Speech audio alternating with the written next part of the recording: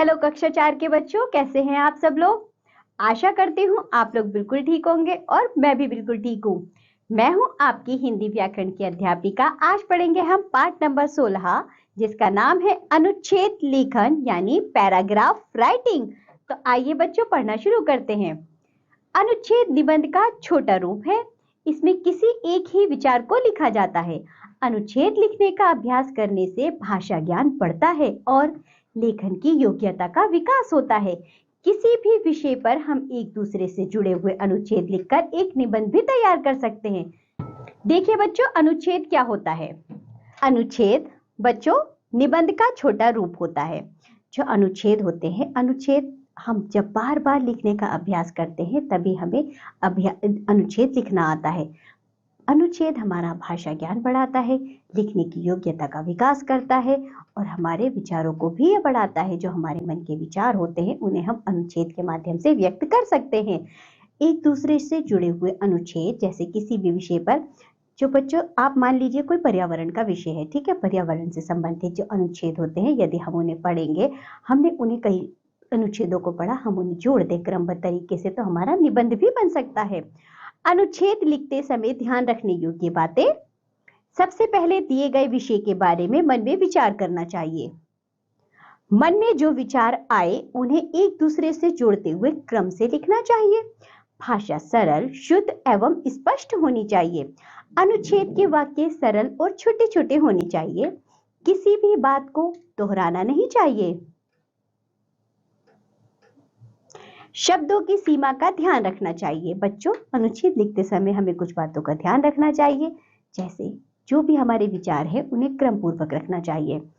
हमें वाक्यों की भाषा को सरल और सहज रखना चाहिए। शब्दों की सीमा का भी ध्यान रखना चाहिए, क्योंकि ये बच्चों निबंध तो है नहीं, ये है अनुच्छेद। तो अनुच्छेद में शब्द सीमा का हमें विशेष ध्यान रखना चाहिए। नीचे कुछ अनुच्छेद दिए जा रहे हैं, इन्हें पढ़िए। आइए इन अनुच्छेदों को पढ़ते हैं और समझते हैं किस तरह लिखे जाते हैं। जैसे महात्मा गांधी, ये हमारे अनुच्छेद का शीर्षक है। महात्मा गांधी एक महापुरुष थे। उनका जन्म 2 अक्टूबर 1869 ईस्वी को गुजरात के पोरबंदर नामक स्थान पर हुआ था। उनके पिता का नाम करमचंद तथा माता का नाम पुतलीबाई था। गांधी जी के पिता कर्तव्यनिष्ठ पुरुष तथा उनकी माता धार्मिक महिला थी। गांधी जी के बचपन का नाम मोहनदास था। उनकी प्रारंभिक शिक्षा राजकोट में हुई। भारत में शिक्षा प्राप्त करने के बाद वे वकालत की पढ़ाई करने इंग्लैंड चले गए। वहां से बैरिस्टर बनने के बाद भारत वापस आ गए और वकालत प्रारंभ की। इस समय भारत अंग्रेजों का गुलाम था। अंग्रेजों द्वारा भारत के लोगों पर किए जा रहे अत्याचार को देखकर गांधी जी का मन बहुत दुखी हुआ और वे आजादी की लड़ाई में कूद पड़े। भारत को आजाद कराने के लिए उन्होंने सत्याग्रह आंदोलन चलाया। उन्होंने सत्य और अहिंसा द्वारा भारत को आजाद कराने का निश्चय किया। अंत में सत्य और अहिंसा की विजय हुई और 15 अगस्त 1947 ईस्वी को भारत को आजादी मिली।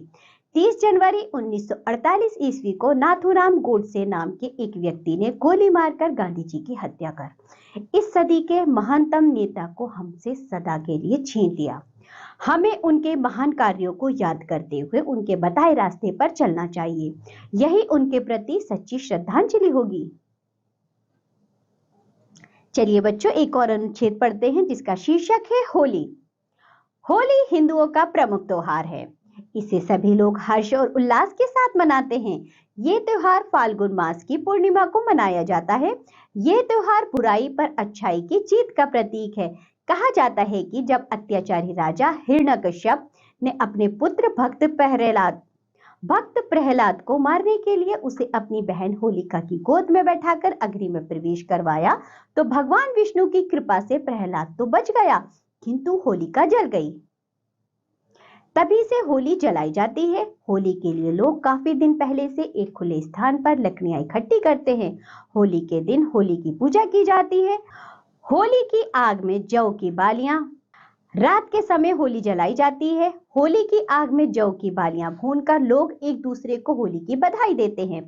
अगले दिन लोग एक दूसरे को गुलाल लगाते हैं, एक दूसरे पर रंग डालकर होली खेलते हैं।